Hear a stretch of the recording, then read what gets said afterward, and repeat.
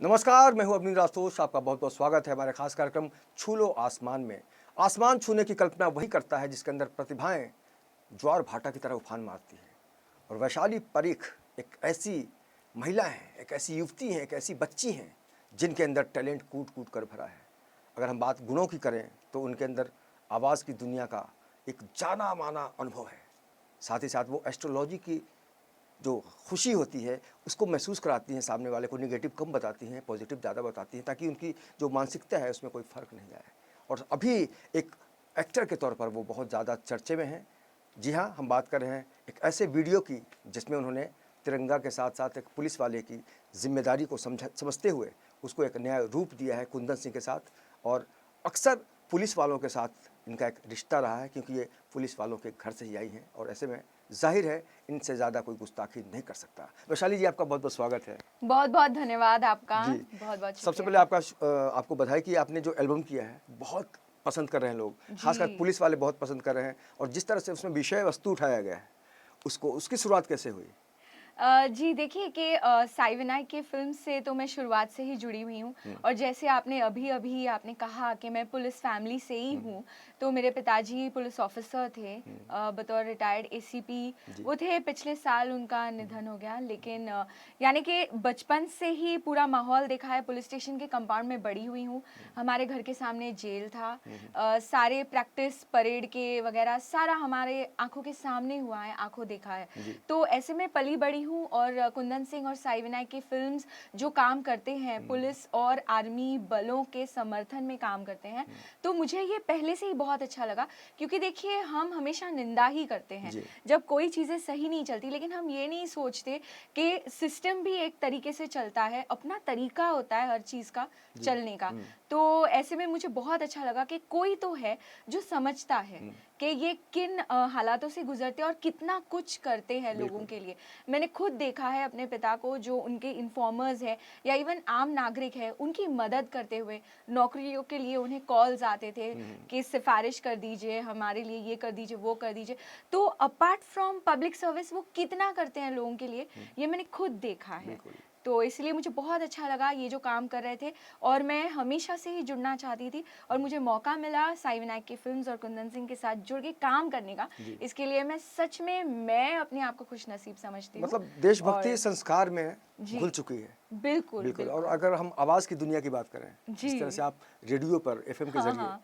छा जाती हैं, बहुत बहुत उसका सिलसिला शुक्रिया कैसे आपका। बना कि रेडियो में ही जाना है? जी देखिए, जैसे कि होता है बड़े शहरों में, आप एक अच्छी आप एजुकेशन ले लेते हैं और उसके बाद में ऐसे होता है कि कॉर्पोरेट जॉब करो, ये करो, वो करो। तो उसी तरह मैं कॉर्पोरेट जॉब करती थी और मैं सेल्स बिजनेस डेवलपमेंट में थी। क्योंकि जैसे आप जानते हैं, बोलने का हुनर बचपन से है, तो इसीलिए ये सब था। और जो क्लाइंट्स थे वो कहते थे मुझसे कि हमें बहुत अच्छा लगेगा तुम्हें रेडियो पे सुनना। और सिर्फ बातें करने के लिए लोग मुझे फ़ोन करते थे, तो मैं परेशान हो जाती थी, काम कब करें, बातें कब करें। तो इसके चलते फिर मैंने आकाशवाणी के ऑडिशंस के बारे में पता चला। वहाँ पर मैंने ऑडिशन और रिटन टेस्ट दिया, उसमें मैं पास हुई। और मैं खुद अचरज में थी कि मैं किस तरह पास हुई, क्योंकि पेपर बहुत कठिन था। जी। तो इसे पास करते हुए फिर वहाँ पर अब 8 साल हो चुके हैं। मैं एफएम रेनबो पर शोज़ करती हूँ। बिल्कुल। और जी जब बात सावन की हो, बरसात की हो, और रेनबो जो चर्चे में आता है, रेनबो मतलब बहुत कुछ है उसके अंदर, लेकिन हम इनसे ही जानते हैं कि आपका रेनबो किस तरह का है, आपका अपना पर्सनल? मेरा पर्सनल रेनबो पर्सनालिटी, पर्सनालिटी तो मेरी बहुत बिल्कुल मुंबई की बारिश की तरह है। वाह! और मैं हंसते हंसते ही बात करती हूँ, बहुत फ्रेंडली हूँ जी। मैं। और बायस या प्रेजुडिस नहीं है, यानी कि मैं बहुत ओपन हूँ, जो इंसान जैसा लगता है उस तरह से उससे पेश आती हूँ। सोनपुर कभी गई हैं तो आप? नहीं, लेकिन मैंने देखी हैं, हाँ। तस्वीरें देखी सोनपुर हैं। के बारे में आपको बता दूं कि सोनपुर एशिया का सबसे बड़ा मेला होता है, जहां सुई से लेकर हाथी तक की बिक्री होती है। अब तो वाह। कहीं ना कहीं से उसमें काफ़ी बदलाव आ गया है। कुंदन से जब बात करेंगे तो आपको बताएंगे। लेकिन इस तरह के जब मेला में जाने की बात होती है, या फिर हाँ। महाराष्ट्र में भी बहुत सारे मेले लगते हैं, जी जी तो जी। ऐसा कोई मेला याद आ रहा है जहाँ? कभी भूल नहीं पाए आप? बचपन में मैं गई हूँ और जो भगवान का, जिसे यानी कुछ लोग यात्रा कहते हैं, कुछ लोग जात्रा कहते हैं, जी। जत्रा कहते हैं, मराठी में जत्रा कहते हैं। जत्रा। तो उसमें मैं गई हूँ और मैं डर गई क्योंकि वो भगवान की पालकी निकलती है, वहाँ पर मेला भी लगा हुआ जी। होता है, इतने इतने लोग होते हैं और कभी कभी भगदड़ मच जाती है। तो मेले से, बहुत ज़्यादा बड़े मेले से जो ऑर्गेनाइज नहीं हो, उससे थोड़ा डर भी लगता है। लेकिन बिल्कुल, अब तो बहुत अलग हो गया है। अब सारी चीज़ें ये इवेंट्स बन गई हैं, तो इवेंट्स होती हैं वो ऑर्गेनाइज्ड होते हैं और इसलिए बहुत मज़ा आता है अब तो। बिल्कुल। जी। तो आपने सुना कि पुलिस का जो परिवार होता है उसका तो इनके अंदर सब कुछ है ही, उसके अलावा आवाज़ की दुनिया में भी बहुत अच्छा काम कर रही हैं। और एक और सवाल है, एस्ट्रोलॉजी, जी। ये गुण कहाँ से है और कब कब आपको लगा कि मैं एस्ट्रोलॉजर बन सकती हूँ? देखिए, आपको अभी, आप न्यूज़ वाले हैं, ठीक है? आप कहीं ना कहीं राशिफल, ज्योतिष चक्र, ये सारी चीज़ें आप जी। चलाते हैं जी। तो क्या होता है, जैसे अखबार में एक पन्ना होता था जिस पर पूरा ज्योतिष का ही आता था, बिल्कुल। सारी जानकारी ज्योतिष के बारे में और राशिफल के बारे में। तो मेरी माँ बताया करती थी, हर हफ्ते रविवार के दिन पूरे सप्ताह का जो है राशिफल आता था। तो मेरी मम्मी बोलती थी कि देखो, तुम्हारी ये राशि है और तुम्हारा ये हफ्ता ऐसे जाने वाला है। तो मैं सोच में पड़ जाती थी कि इन्हें कैसे पता चलता होगा कि मेरा हफ्ता कैसे जाने वाला है।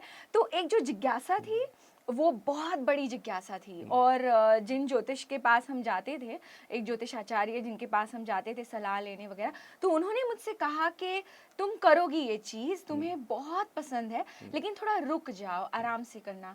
तो जैसे कि मुझे लगा जब मेरे पास समय है तो मैंने जी। ज्योतिष सीखना शुरू किया और प्रोफेशनली नहीं सोचा था ये चीज़ करूँगी या लोग मेरे पास आएंगे, मैंने अपने लिए सीखना शुरू किया। और फिर धीरे धीरे जैसे कॉन्फिडेंस बढ़ता गया और लोगों को जो मैं फलादेश देती थी वो उन्हें सूट करता था, सूट करने लगा। तो इसमें मैंने कहा चलो अब कर सकते हैं ये चलिए, चीज़। अब जब बात निकल ही गई तो ऐसा कोई शख्स ऐसा मुझे दिखता नहीं जब किसी ज्योतिषी के पास बैठता है तो कुछ ना कुछ अपने बारे में ज़रूर पूछना चाहता है। आप मुझे कैसा? मुझे मुझे देखकर क्या लग रहा है आपको? आपका बुध बहुत बलवान है बुध। और आपका रवि बहुत अच्छा होगा, क्योंकि जिस किसी को भी कामयाबी और शोहरत मिलती है और जो कोई भी एंटरटेनमेंट इंडस्ट्री से जुड़ा हुआ होता है, कहीं ना कहीं उसका शुक्र राहु, रवि राहु और बुध राहु, इन सब का संबंध आता है। और कम्युनिकेशन का जो तृतीय स्थान होता है वो बलवान होता है, मीडिया का भी स्थान होता है तृतीय स्थान, वो बलवान होता है, और जो भाग्य स्थान होता है नवम स्थान, वो भी बहुत अच्छा होता है।